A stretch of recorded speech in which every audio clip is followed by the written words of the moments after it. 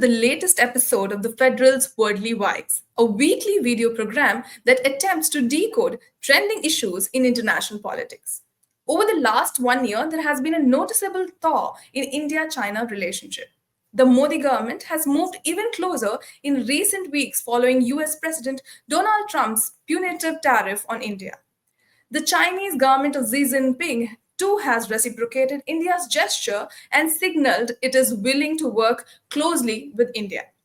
Now, but there are serious obstacles to their ties going forward. Among them, the close relationship between China and Pakistan and the role of China in providing strategic and logistical support for Pakistan during Operation Sindoor. They present a new reality in South Asia, directly impinging on India's interests. Now, how far can China go in its relationship with India, given Beijing's friendly ties with Pakistan? What is behind the Chinese Pakistani relationship? What is the nature of their ties?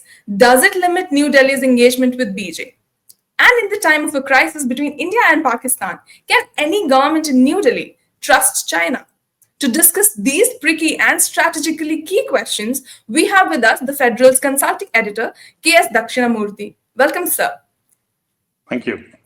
So, my first question to you is, what are the strategic implications of Pakistan's relationship with China, and how did it come about?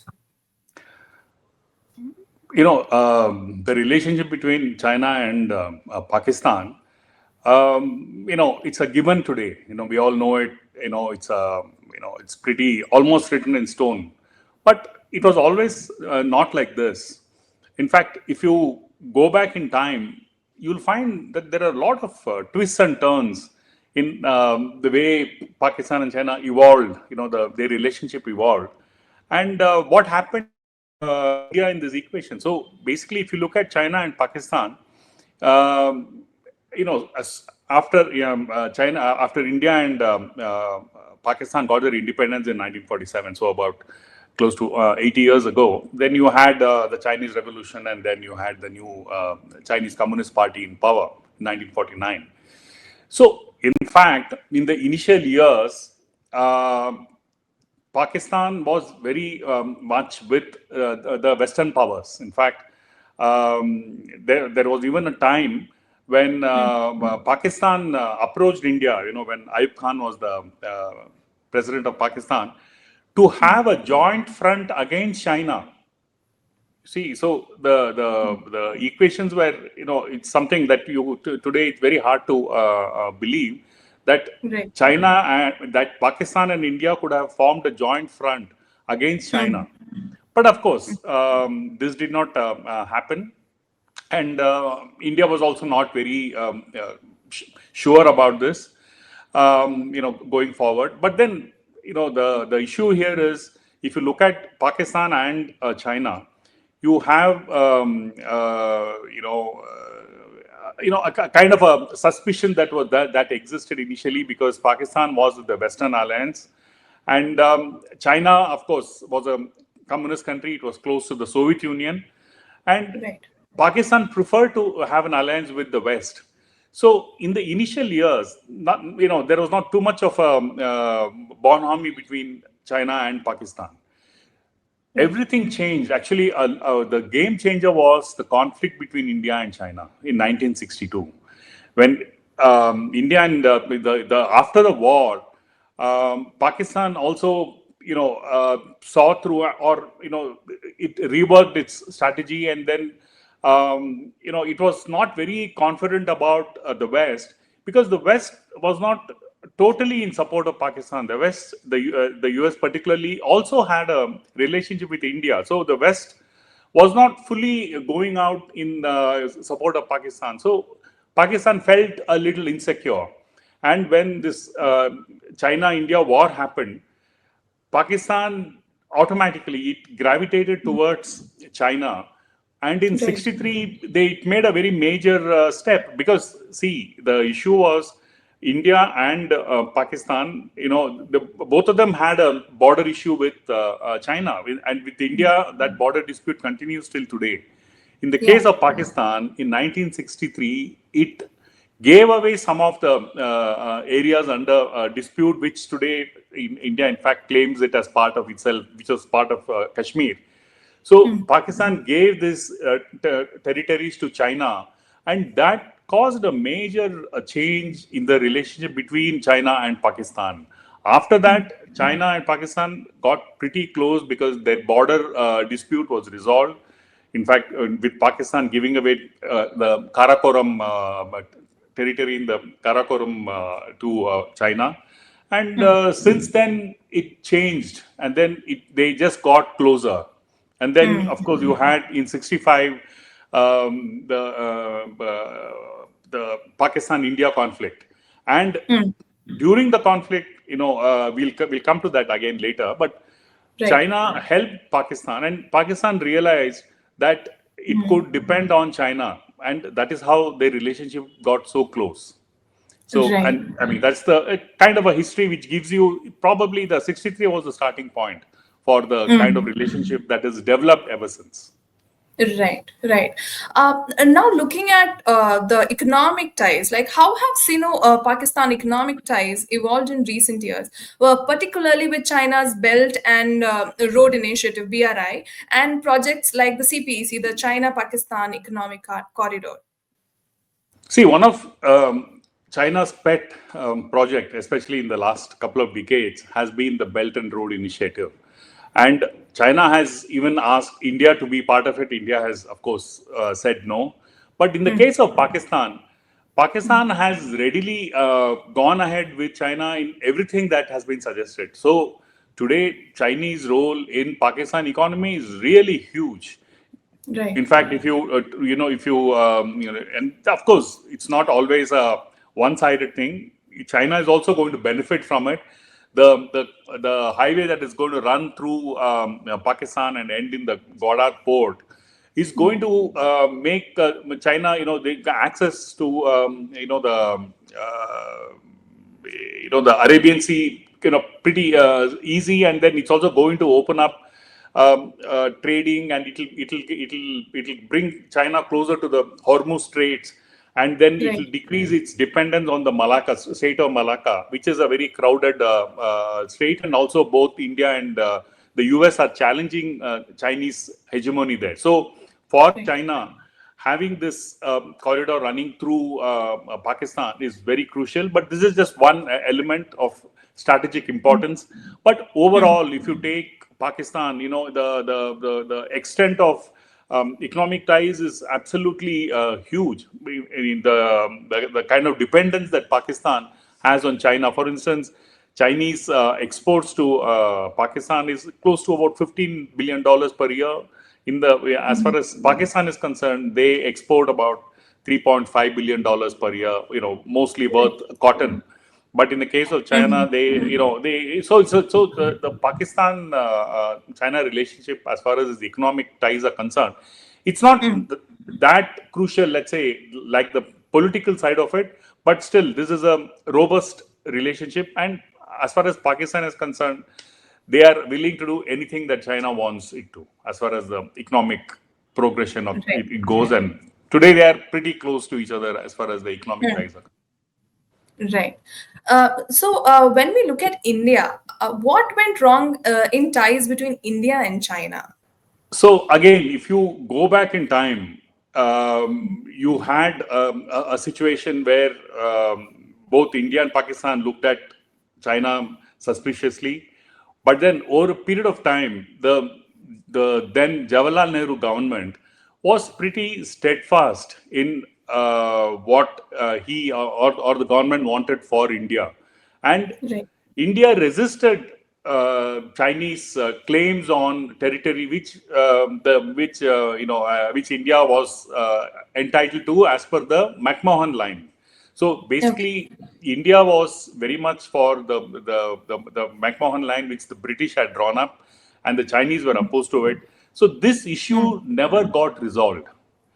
And though India was among the first countries to recognize China, and from 1950 till about 1959, there was a pretty good relationship. It was all this Hindi Chini bye bye and all that.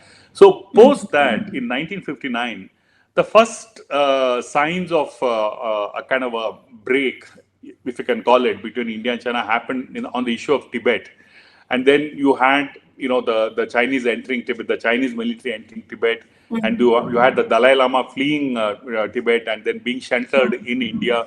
So this was the initial cause of a distrust that arose between China and India.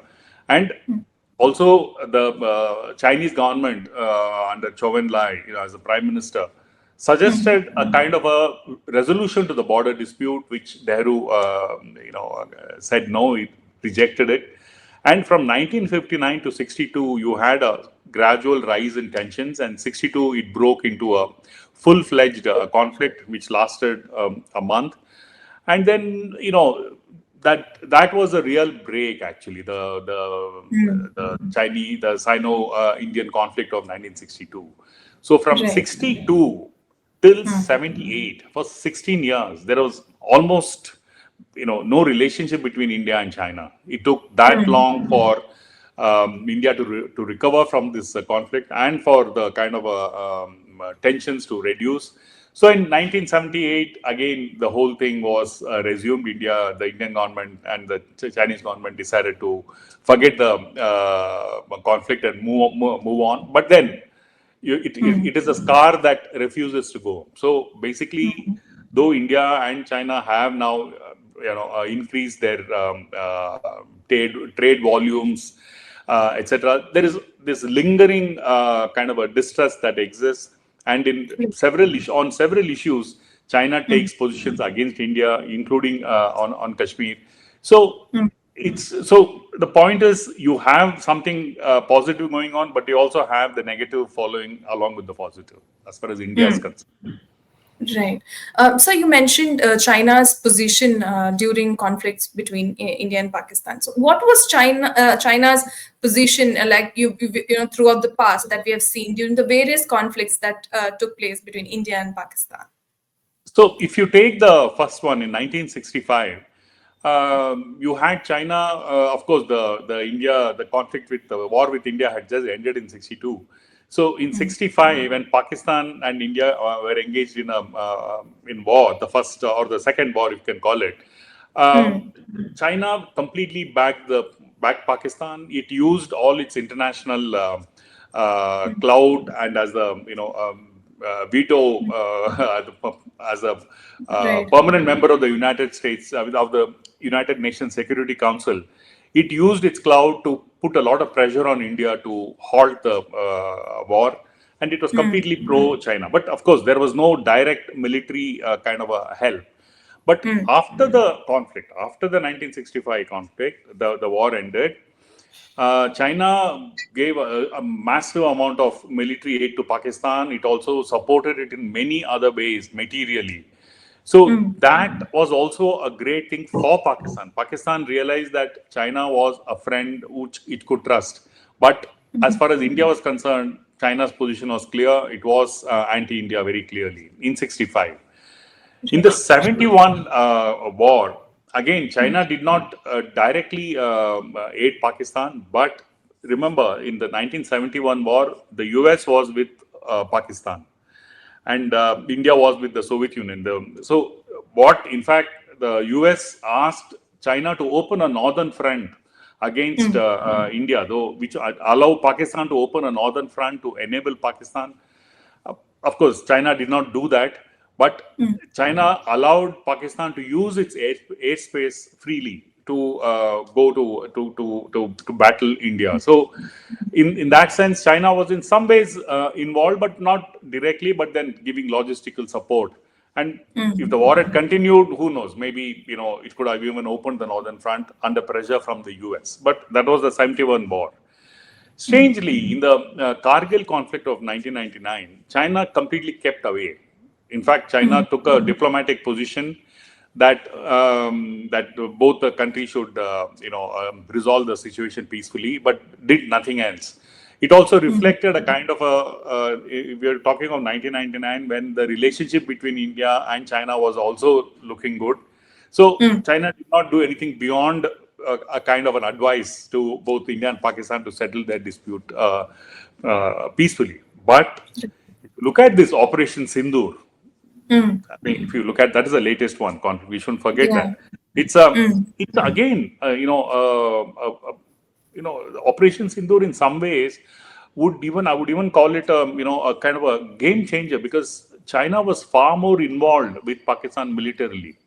It gave it logistical support. It even and also the latest equipment.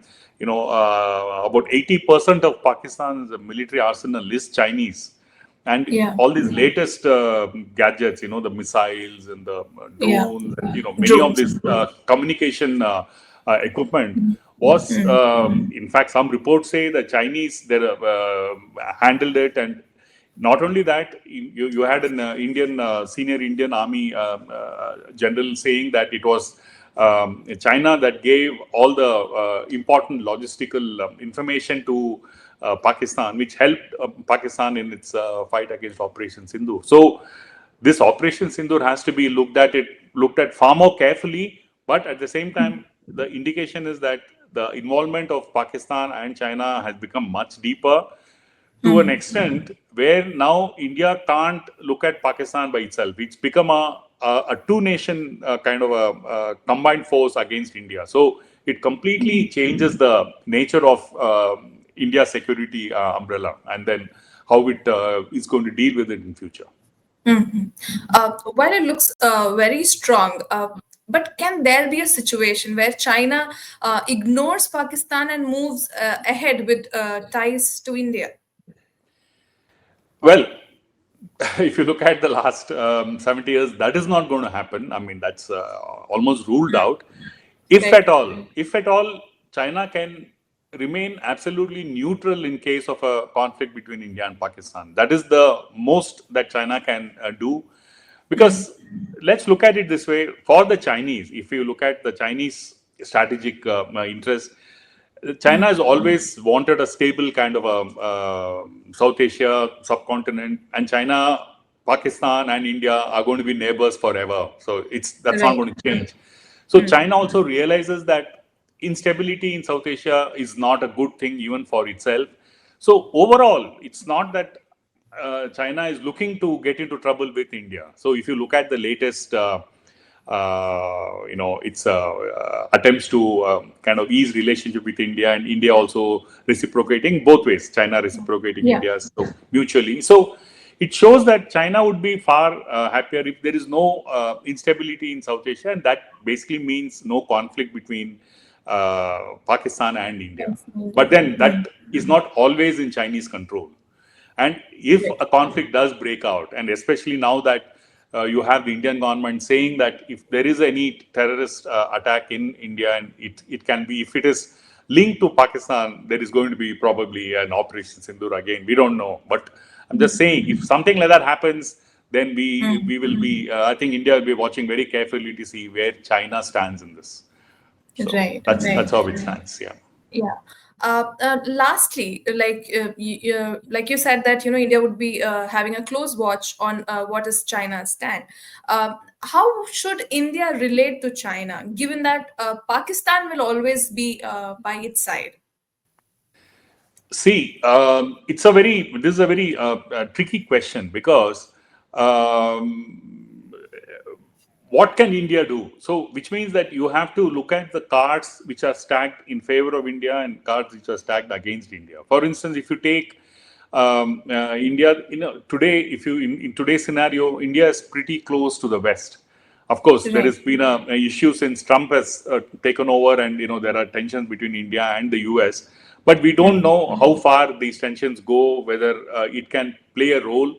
But what it basically goes to show is that India can't be dependent on the US, the West, or of course, I mean, obviously not China, because we are actually looking at how India is going to relate to China. So, at the Right. same time, it is necessary for India also to have a close relationship with China to increase the stakes in India-China relationship. For instance, Right. if what I mean by that is, if the trade relationship goes up, if there are heavy stakes for India to have a Mm. close relationship with India, Right. Mm. obviously it would mean that when India and Pakistan are in a conflict situation, China, it will not be easy for China to take a stand against India.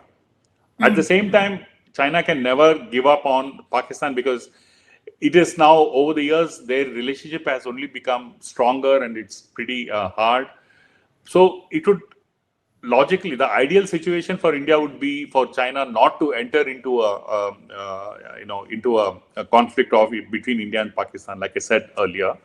So Right. it's for India's strategic thinking, logical thinking is to make the relationship better with China and then ensure that there is a kind of a interdependability that would Right. protect India from any kind of adverse action from China eventually. I mean, in case of Right. any conflict with Pakistan. So that's how I see it. Right. Thank you so much, sir, for sharing your insights. Thank you. Yeah, thank you.